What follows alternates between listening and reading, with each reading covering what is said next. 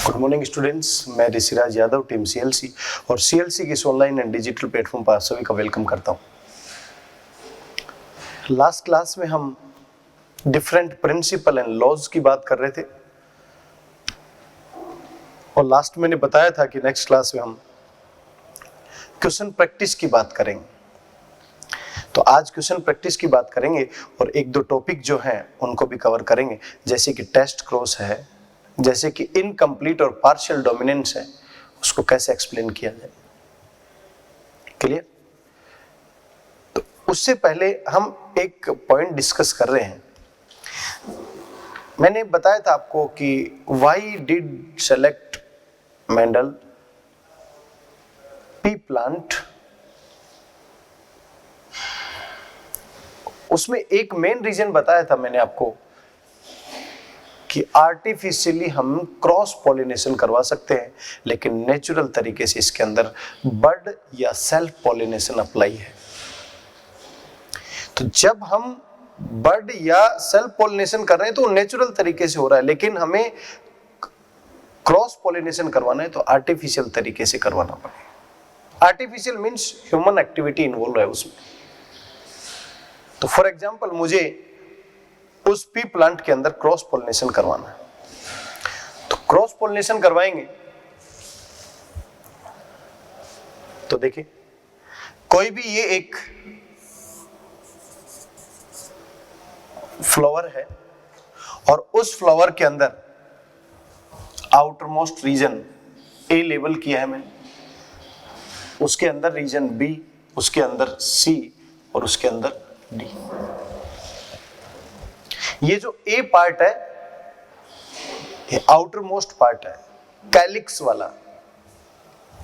ये B part है, ये कलरफुल पार्ट है, कोरोला वाला। और सी जो पार्ट है ये इसका मेल पार्ट है, जिसे बोलते हैं एंथर। और ये इसका फीमेल पार्ट है, जिसे हम बोल रहे हैं ओवरी। तो मैं कह सकता हूं ये फीमेल पार्ट, ये मेल पार्ट और ये outer covering. A is calyx, B is corolla. तो फीमेल पार्ट है तो इसको कंप्लीट पार्ट को हम क्या कह सकते हैं? ओवरी। एक यूनिट है कार्पल की फॉर्म, और यहां पर ये क्या है? हम कह सकते हैं मेल पार्ट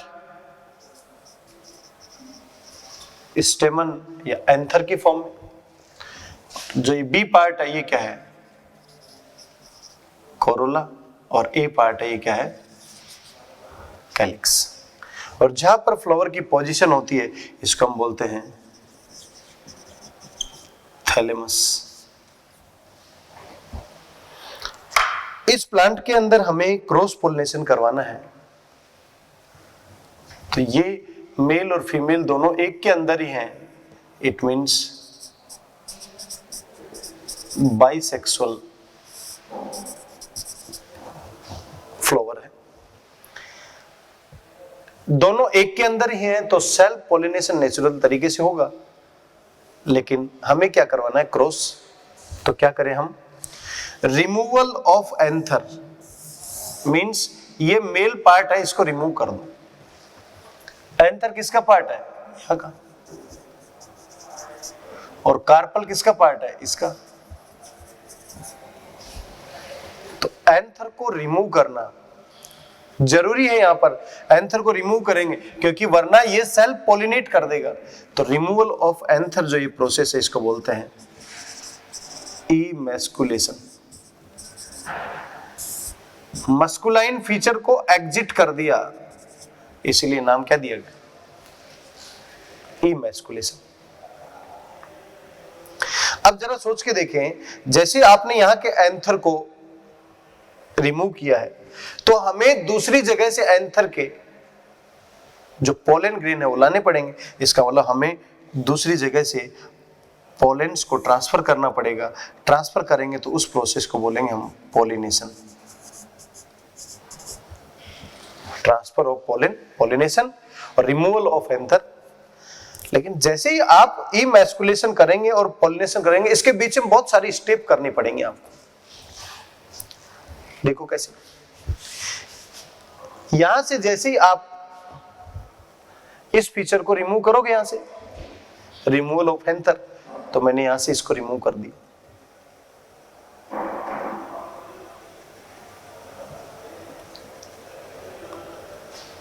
ये लो, इसका मतलब ये जो बाइसेक्सुअल था, अब क्या बाइसेक्सुअल रहेगा? नहीं, अब इसके अंदर केवल क्या है, ओवरी या कार्पल वाला पार्ट है। तो अब ये किसको रिप्रेजेंट करेगा? ओनली फीमेल को रिप्रेजेंट करेगा। तो हम क्या करते हैं, इसके ऊपर कोई भी अनवांटेड पोलन नहीं आ जाए तो इसको चारों तरफ से कवर कर देते हैं, एक थैली बांध देते हैं, एक बैग इसके चारों तरफ लगा देते हैं, उसको बोलते हैं बैगिंग प्रोसेस। तो मैं कह सकता हूं इमैस्कुलेशन के बाद हमें क्या करना पड़ेगा? बैगिंग। क्लियर? जैसे ही आप दूसरी जगह पर जाएंगे तो वहां पर पोलेंस को क्या करेंगे? कलेक्ट करेंगे। तो ये मान लो दूसरा कोई फ्लावर है, यहां से इन पोलन को कलेक्ट करेंगे। तो इन पोलन को यहां से ब्रश की हेल्प से कलेक्ट कर रहे हैं आप, यहां से कलेक्ट करके एक जगह पर इकट्ठा करेंगे। तो इस प्रोसेस को बोलते हैं डस्टिंग।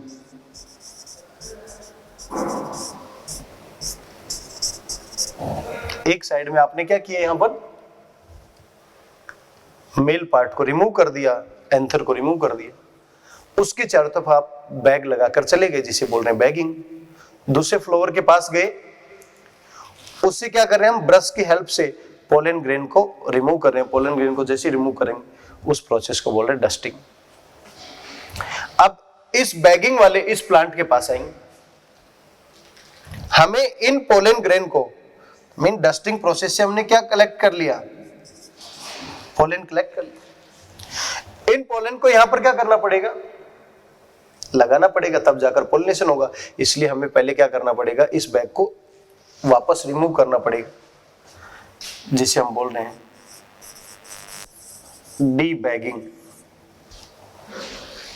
जैसे रिमूव करेंगे, अब इन पोलन को ट्रांसफर कर देंगे यहां पर, और ट्रांसफर करने के बाद फिर हमें डर है कि कोई अनवांटेड पोलिनेशन ना कर दे, क्योंकि हमने पोलिनेशन करवाया। तो वापस इसको बैग को दोबारा बांध देंगे, मींस रीबैगिंग।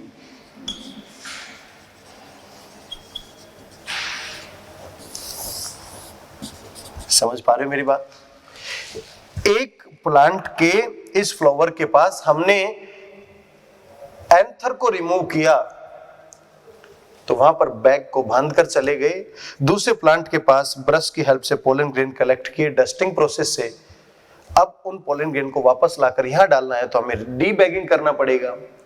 जैसे यहां पर पोलन को ट्रांसफर कर देंगे, वापस इसको बैग लगा देंगे, उसी को बोल रहे हैं रीबैगिंग प्रोसेस। तो हमने क्या किया बेटा? जो नेचुरल तरीके से क्या पॉसिबल था, उसमें सेल्फ पोलिनेशन था, हमने वहां से मेल पार्ट को रिमूव करके दूसरे के मेल पार्ट को यहां पर लाकर ट्रांसफर किया। इट मींस क्रॉस पोलिनेशन करवाया। तो इस तरीके से बर्ड पोलिनेशन या सेल्फ पोलिनेशन की जगह क्रॉस पोलिनेशन भी पी प्लांट में हम एप्लीकेबल कर सकते हैं। क्लियर है बेटा यहां तक सभी को? नेक्स्ट पॉइंट है test cross.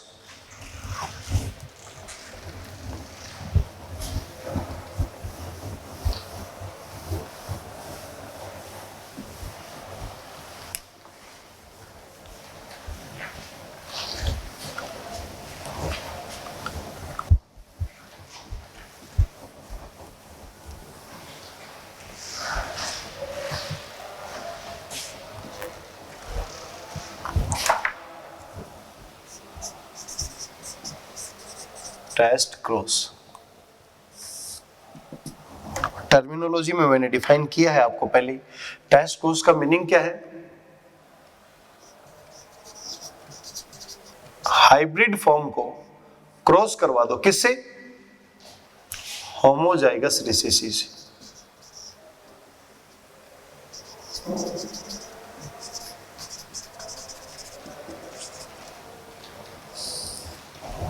For example, hybrid है capital T small T, homozygous recessive है स्मॉल टी स्मॉल, तो ये एक टेस्ट क्रॉस हो गया। Capital R small R, small R small R, ये भी एक टेस्ट क्रॉस हो गया। Capital C small C, small C small C, ये भी एक टेस्ट क्रॉस हो गया। Capital Y small Y, small Y small Y, ये भी एक टेस्ट क्रॉस हो गया। तो ये सभी जितने भी मैंने बनाए हैं एग्जाम्पल की फॉर्म में, these all are single test cross.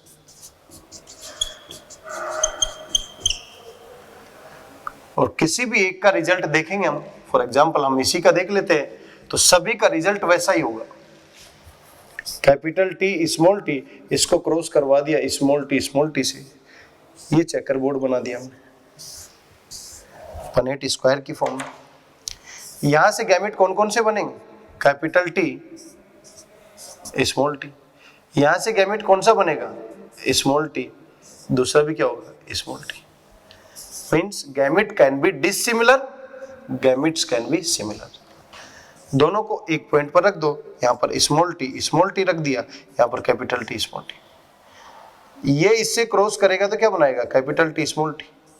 ये क्रॉस करेगा तो क्या बनाएगा? Small T small T. ये इससे क्रॉस करेगा तो क्या बनाएगा? Capital T small T. और ये मीन्स इस तरीके का 50% बना और इस तरीके का भी 50% बना। ये क्या है? टॉल, और ये क्या है? ड्वार्फ। लेकिन ये नहीं बना, कैपिटल टी नहीं बना। इट मीन्स टॉल और ड्वार्फ का रेशियो लिया जाए तो भी 1:1 आएगा। टॉल और ड्वार्फ क्या? फिनोटाइप, तो मैं कह सकता हूं फिनोटिपिक रेशियो जो आएगा 1:1। और जीनोटाइप भी, दो ऐसे बन रहे, दो ऐसे बन रहे, तो मैं कह सकता हूं जीनोटिपिक रेशियो जो है वो क्या है? वो भी 1:। तो जहां पर भी टेस्ट क्रॉस करवाएंगे तो genotypic ratio equal to phenotypic ratio. लेकिन बेटा जी ये बात हुई टेस्ट क्रॉस सिंगल की, ये भी सिंगल है, ये भी सिंगल है। मीन्स यहां पर हमने एक ही कैरेक्टर को लेकर क्रॉस करें। अब हम क्या कर रहे हैं? डबल टेस्ट क्रॉस की बात कर रहे हैं। Double test cross. Double test cross में क्या होगा? Capital R capital Y small Y into small R small Y. तो देखो यहां पर 1 test cross, 2 test cross. Capital A capital B small B into small A B. 1 2। Capital T capital R into small R 1 2। Clear? Capital A capital C into small C 1 2। जितने भी ये cross मैंने बताए इन सभी के अंदर क्या है? Double test cross. तो हम ये कह सकते हैं इस एक का रेशियो क्या आना चाहिए? 1:1। तो इस दूसरे का भी क्या आना चाहिए? 1:1। अब आपको मैंने मेथड बता रखा है, 1:1 एक का आ गया तो दूसरे का क्या आएगा? 1:1। दोनों को मल्टीप्लाई कर दो, क्या आएगा रिजल्टेंट? 1:1 और यहां पर भी जीनोटिपिक रेशियो फिनोटिपिक रेशियो के बराबर आएगा। कहने का मीनिंग हर जगह पर हम क्या देख रहे हैं कि यदि यहां पर टेस्ट को सिंगल है तो 1:1 और डबल है तो 1:1 की पावर 2। तो हम कह सकते हैं जीनोटिपिक रेशियो और फिनोटिपिक रेशियो अप्लाई करना है तो 1:1 की पावर n 1:1 की पावर, मोनोहाइब्रिड है तो 1 मींस, और डाई हाइब्रिड है, डाई है तो n की वैल्यू 2, ट्राई है तो n की वैल्यू 3, ऐसे पुट कर दें और हमारे पास जीनोटिपिक रेशियो और फिनोटिपिक रेशियो आ जाएगा। क्लियर है बेटा मेरी बात? इसका रिजल्ट हमने देखा कि जो रिजल्ट आ रहा है वो 50-50% आ रहा है। जो रिजल्ट आ रहा है वो 50-50% का मतलब 2 तरीके की वैरायटी आ रही है। तो इसका यूज लेंगे हम, देखो किस तरीके से इसको यूज लें।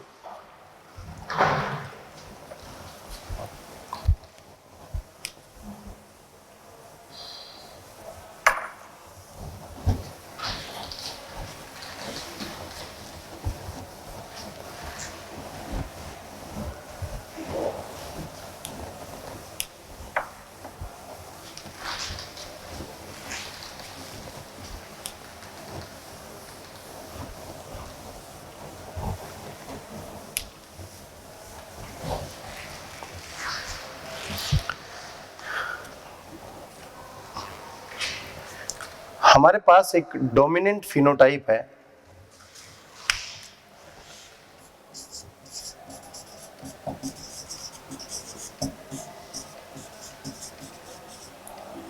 डोमिनेंट फिनोटाइप, बट उसका जीनोटाइप अननोन है।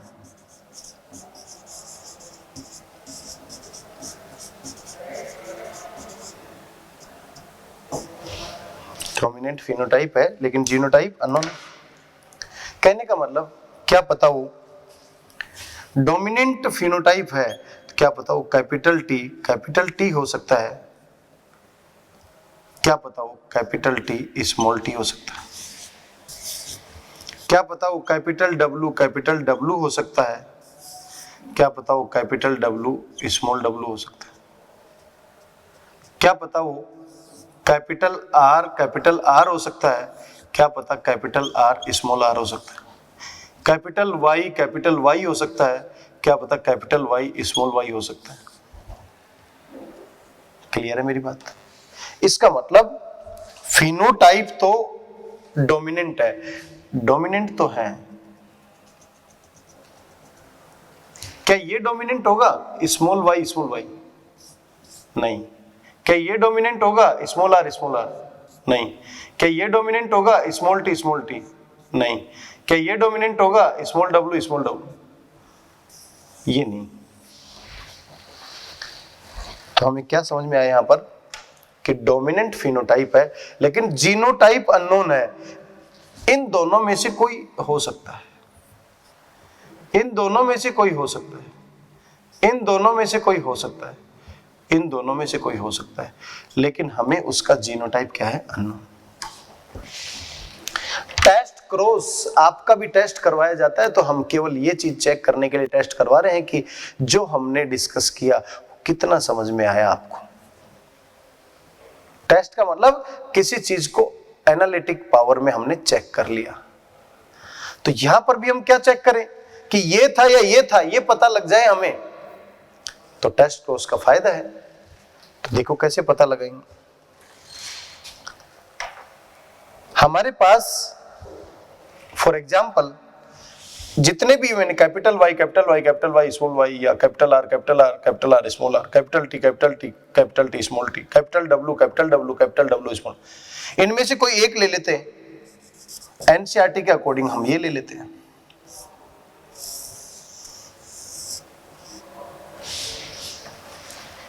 और ये किसको रिप्रेजेंट कर रहा है? फ्लावर कलर को रिप्रेजेंट कर रहा है। फ्लावर कलर आपको पता है दो ही तरीके का है, one is white, another one is violet. one is white, another one is violet.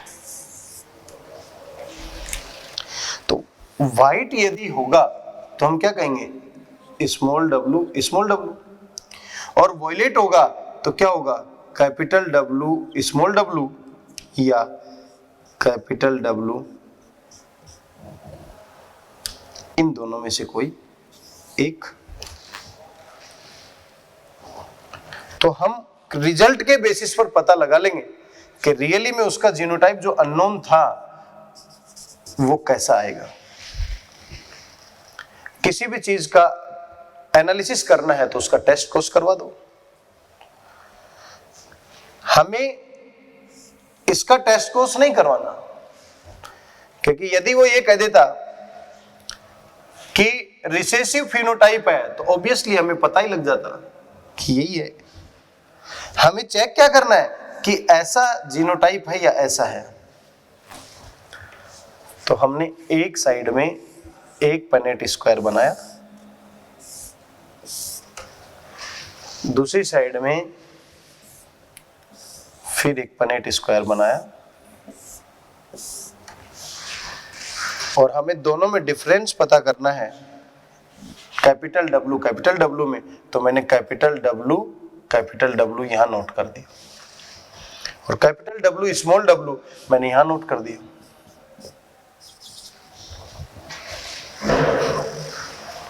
हमें टेस्ट कराना है, तो टेस्ट किससे कराते हैं? होमोजाइगस रिसेसिव से। होमोजाइगस रिसेसिव से क्रॉस करवा देते हैं स्मॉल w से। तो यहां पर भी क्या कर दो होम स्मॉल w। इसके रिजल्ट तो पता ही है ना आपको कि ये तो रियली में टेस्ट बन गया, लेकिन क्या ये रियली में टेस्ट बनेगा? नहीं, ये तो ट्रू ब्रीडिंग को क्रॉस करा रहे, तो सारे ऐसे ही बनेंगे capital W small w, capital W small w, capital W small w, capital W। It means all are violet. Means मैं ये कह सकता हूं 100% जो बने हैं वो क्या बने। लेकिन यहां पर देखें क्या बनेगा, capital W small w, capital W small w, small w small w, small w 50%।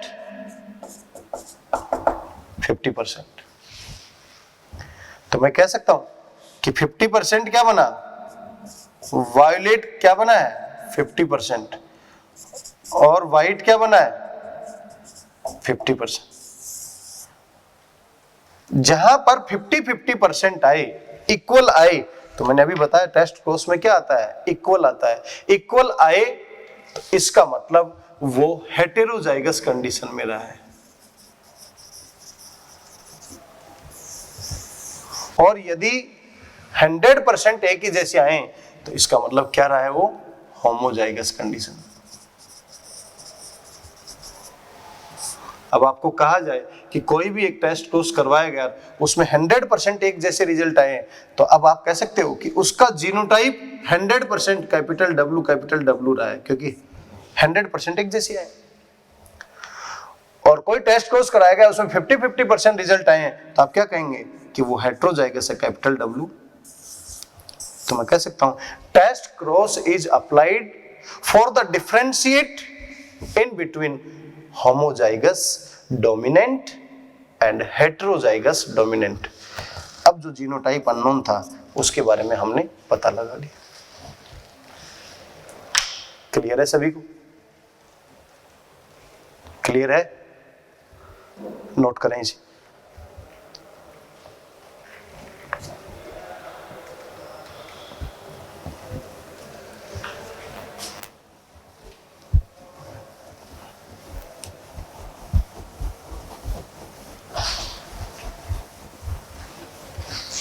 इसी को बेटा दूसरे तरीके से और समझे कि ये टेस्ट क्रॉस किसकी वैरायटी है, ये भी तो पता होना चाहिए।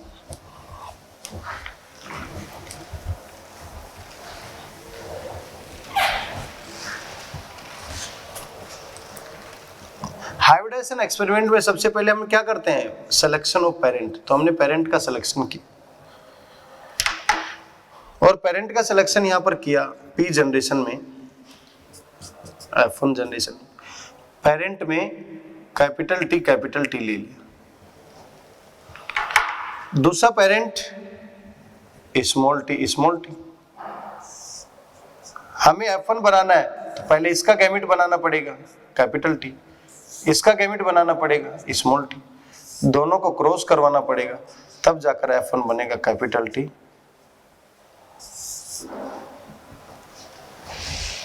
क्लियर है मेरी बात? ये क्या है? पेरेंट। ये क्या है? F। आप कर क्या रहे हैं? टेस्ट क्रॉस के अंदर इसको क्रॉस करवा रहे हैं, मींस इस F1 का होमोजाइगस रिसेसिव से क्रॉस करवा रहे हैं। तो मैं कह सकता हूं this is test cross. Clear है मेरी बात? इसका मतलब हम इसका क्रॉस इससे भी तो करवा सकते हैं।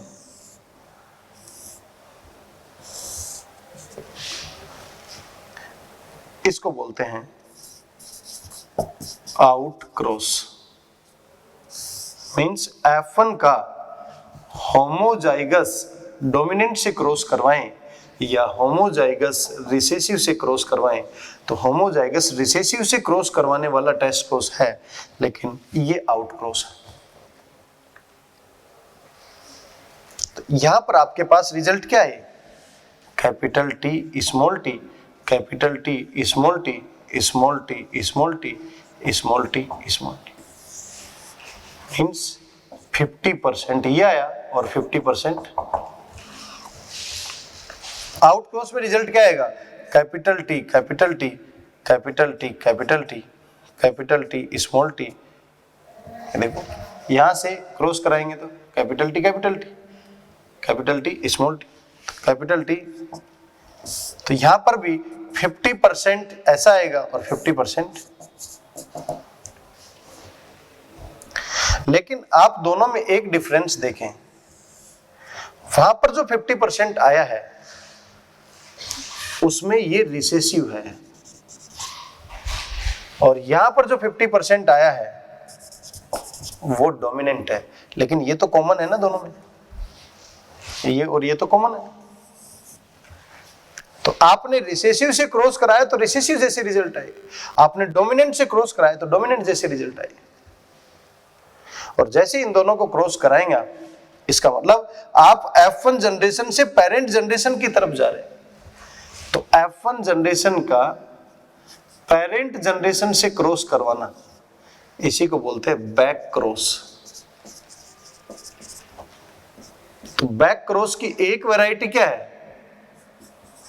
टेस्ट, और एक वैरायटी क्या है? Out cross, test cross. Satisfied है मेरी बात से? मींस F1 का ये पेरेंट्स, इस F1 का पेरेंट से टेस्ट क्रॉस कब बनेगा? जब F1 का होमोजाइगस रिसेसिव से क्रॉस करवाया। आउट क्रॉस कब बनेगा? जब F1 का होमोजाइगस डोमिनेंट से क्रॉस करो। क्लियर है बेटा सबको?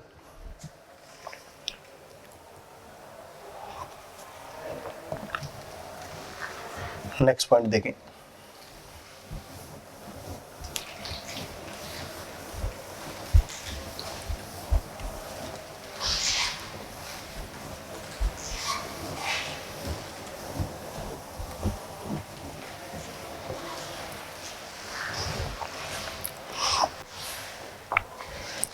नेक्स्ट पॉइंट है इनकम्प्लीट डोमिनेंस।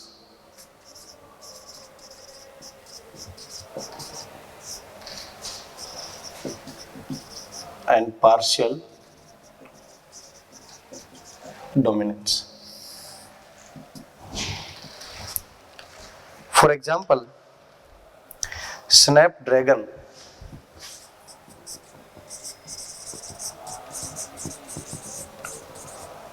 या डॉग फ्लावर या antirrhinum.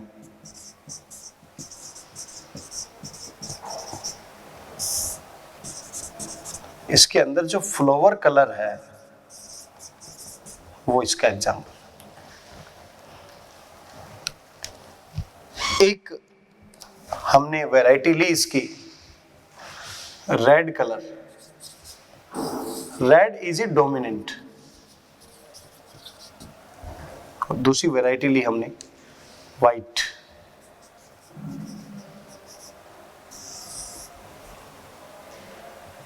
White is recessive.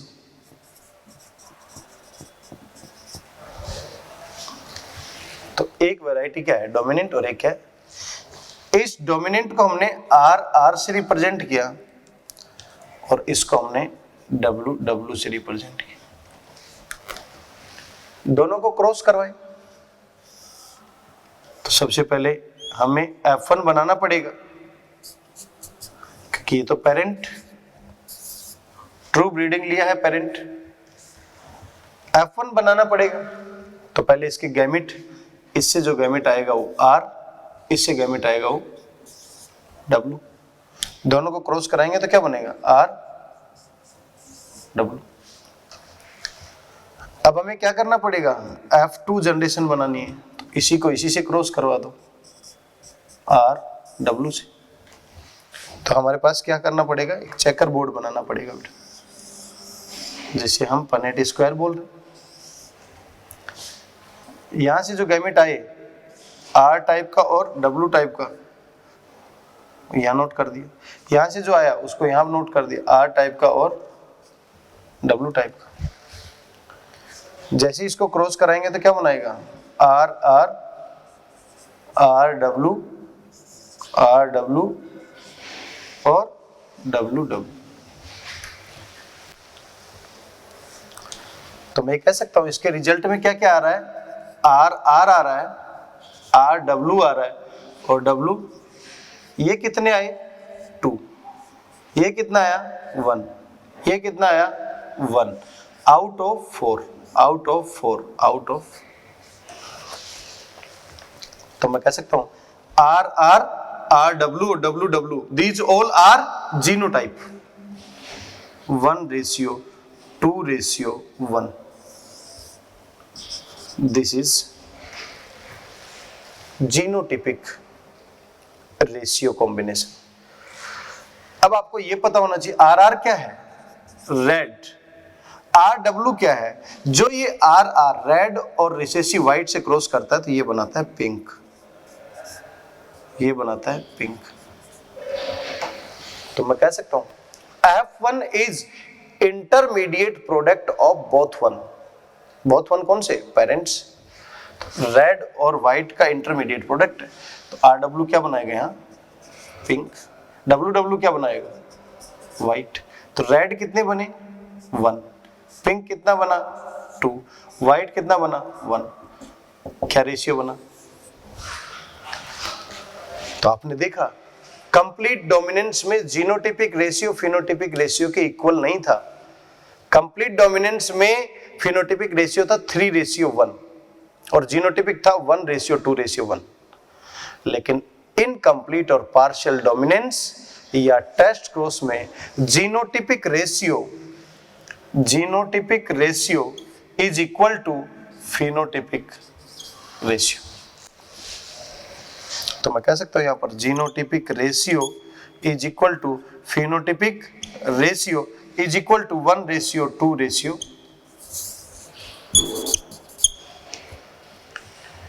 Clear है बेटा मेरी बात।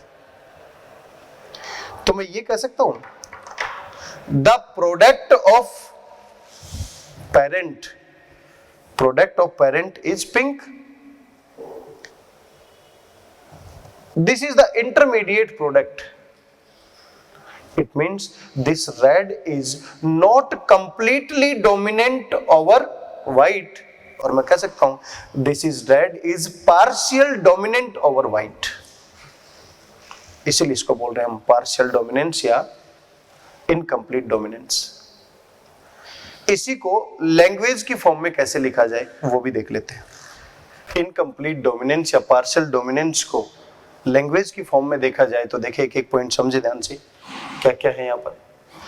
F1 phenotype that did not resemble either of two parents and was in between two।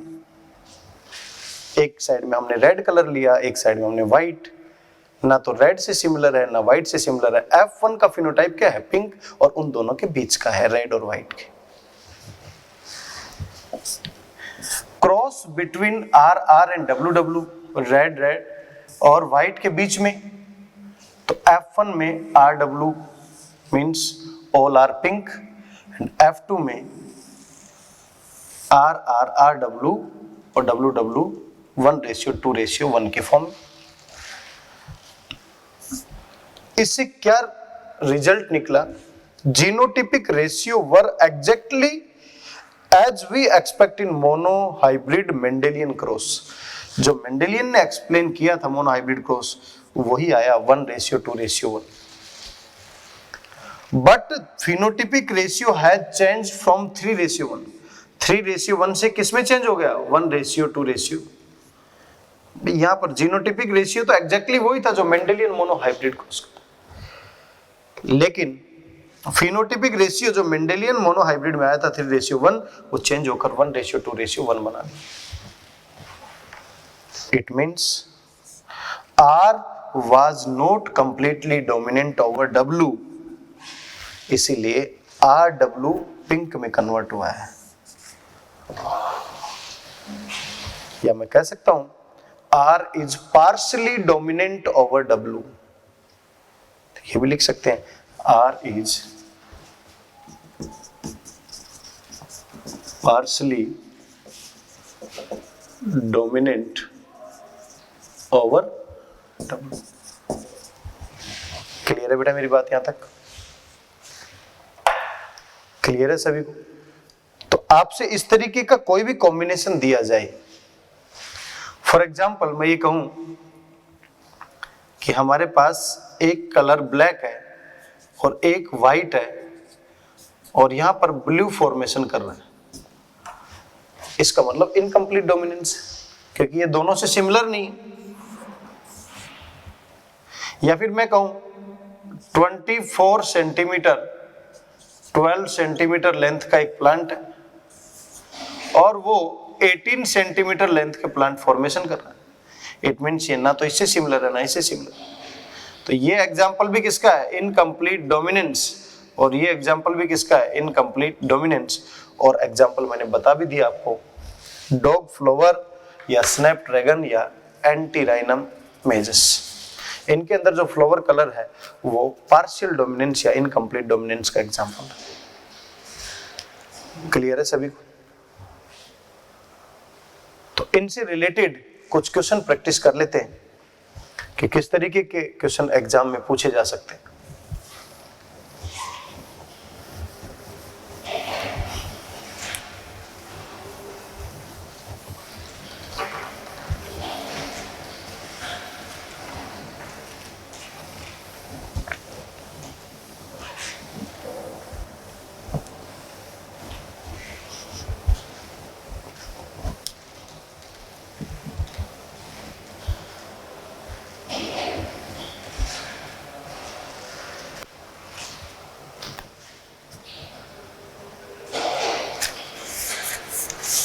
देखिए बेटा एक क्वेश्चन सॉल्व करते हैं, फिर उसके बाद उसी तरीके के कुछ क्वेश्चन सॉल्व करेंगे।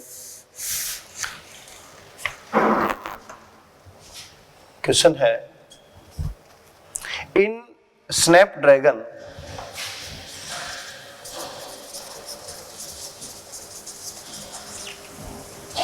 स्नैपड्रैगन मीन्स डॉग फ्लावर या antirrhinum, a red flower was crossed with a white flower। A red flower crossed with white flower। Red का क्रॉस किससे करवा लिया? व्हाइट से। देन इन F1 जनरेशन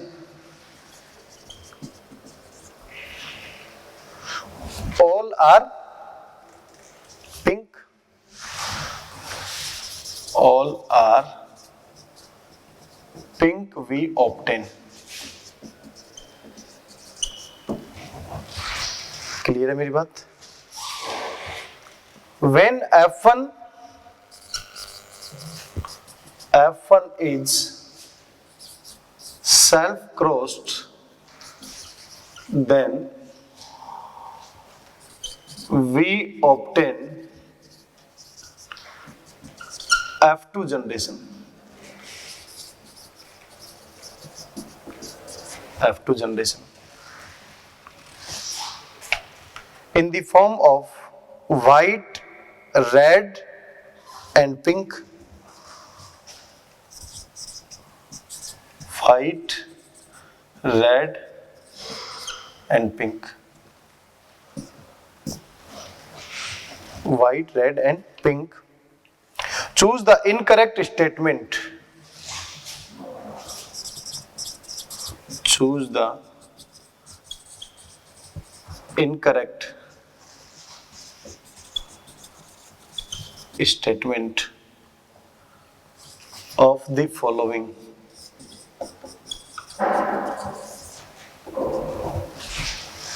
बहुत अच्छा क्वेश्चन पूछा। लैंग्वेज की फॉर्म में स्नैपड्रैगन से हमें एक आइडिया मिल गया। स्नैपड्रैगन से आइडिया नहीं मिला तो उसने खुद बता दिया कि रेड का व्हाइट से क्रॉस करवाया तो F1 में क्या मिला? पिंक। F2 में क्या मिला? व्हाइट, रेड और पिंक मिले। तो आपको इनकरेक्ट स्टेटमेंट बताना। फर्स्ट स्टेटमेंट है ratio of F2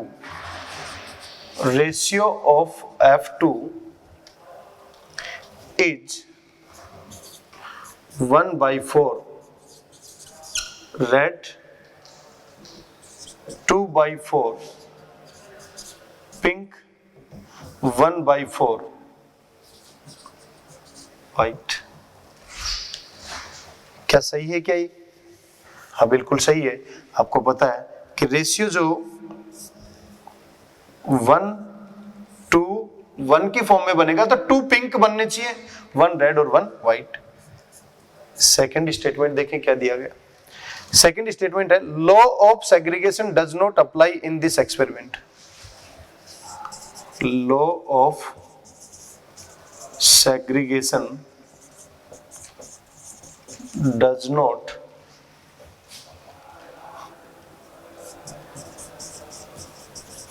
apply in this experiment।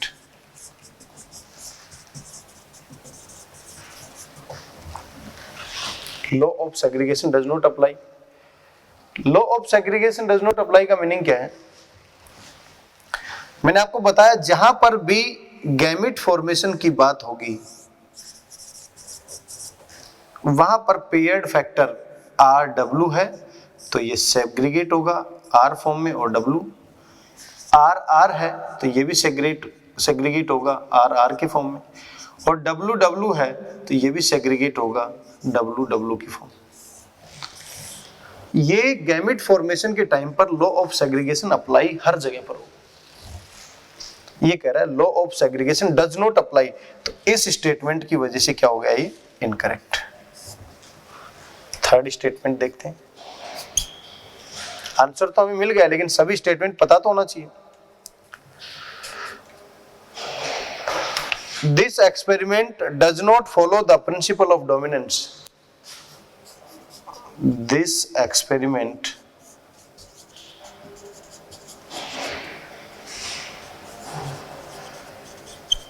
does not follow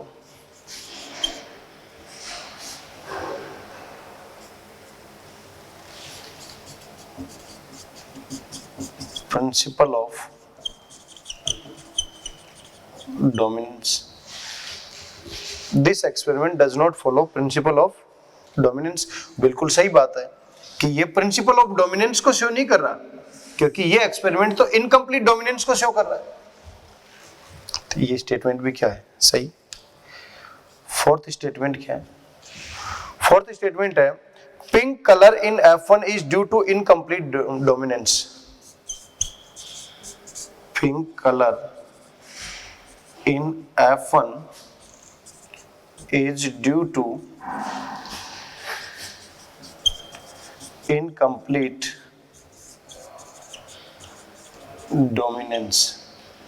बिल्कुल सही है कि ये जो इनकम्प्लीट डोमिनेंस या मैं कह सकता हूं पार्शियल डोमिनेंस को ही रिप्रेजेंट कर रहा है, क्योंकि ये दोनों जो का इंटरमीडिएट आया है पिंक कलर रेड और व्हाइट का, तो ये स्टेटमेंट भी हमें क्या करना था, चूज द इनकरेक्ट स्टेटमेंट। तो इनकरेक्ट स्टेटमेंट कौन सा हुआ, सेकंड। बाकी सभी के सभी क्या है। तो आपको ये भी पूछ सकता है which of the following is correct, 1, 3 and 4। तो मैं लिख सकता हूं 1, 3, 4 are correct and second incorrect। Option इस फॉर्म में भी बना सकता हूं। क्लियर है बेटा सभी को, सभी को समझ में आ गया ही। नेक्स्ट क्वेश्चन देखें। ये जो क्वेश्चन मैंने अभी करवाया है ये नीट 2009 में एग्जाम में डायरेक्ट ऐसे कैसे पूछा गया।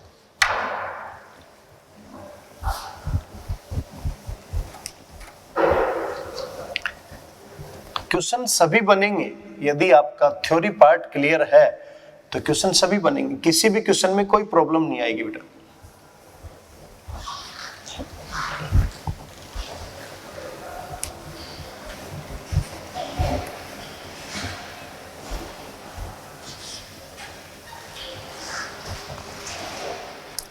नेक्स्ट क्वेश्चन देखिए।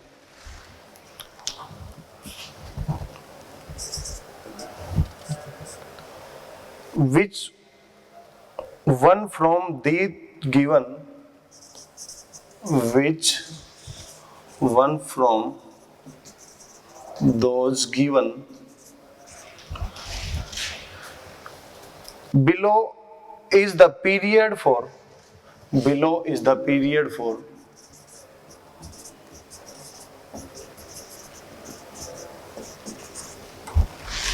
Mendel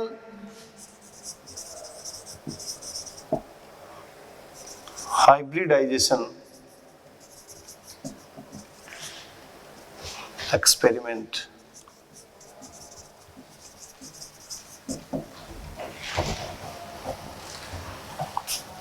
One, 2, 3, 4, 1840 to 1850, 1857 to 1869, 1870, 1877, 1856, 1863। मैंने आपको मेंडल का लाइफ स्पैन 1822 में बर्थ, 1884 में death due to kidney disorder, और हाइब्रिडाइजेशन एक्सपेरिमेंट का टाइम पीरियड बताया था 1856 टू 1863। 7 ईयर तक उसने एक्सपेरिमेंट किए थे।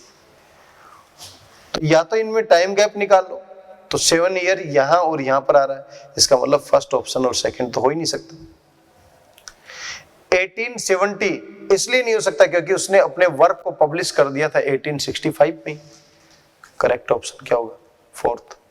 और ये क्वेश्चन जो मैंने पूछा ये भी नीट 2017 में ऐसे कैसे क्वेश्चन पूछा जा चुका।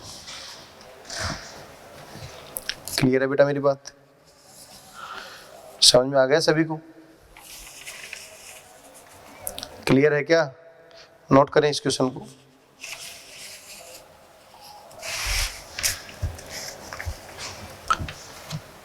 Next question,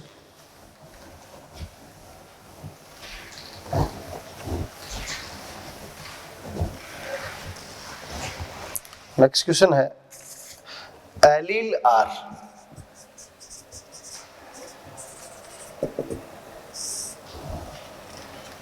first, second, third, fourth. True breeding homozygotes, true breeding homozygotes, different phenotype,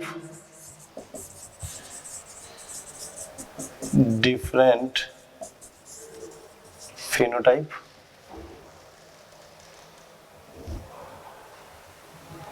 हेटेरोजाइगोट्स,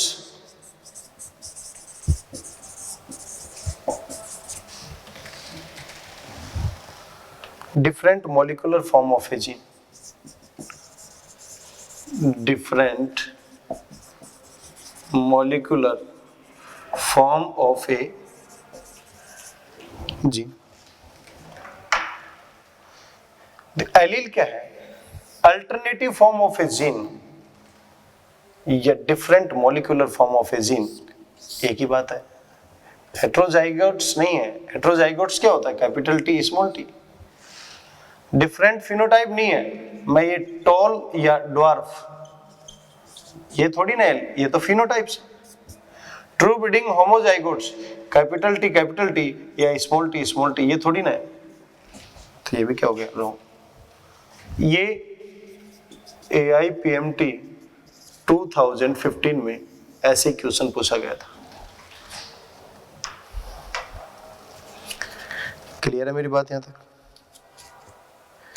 note करें इस क्वेश्चन को।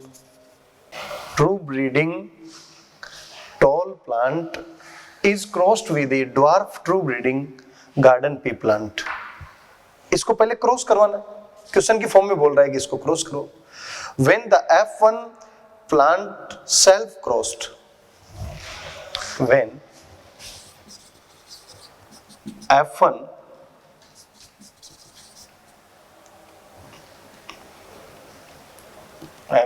plant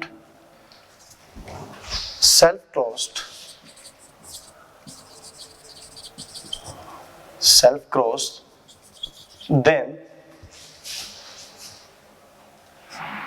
in F2 genotypic forms are, first option, second, third and fourth। First में है 1:2:1, 3:1, 3:1, 1:2:1। Tall ratio dwarf, dwarf ratio tall, tall heterozygous, tall heterozygous ratio, tall homozygous ratio, dwarf homozygous.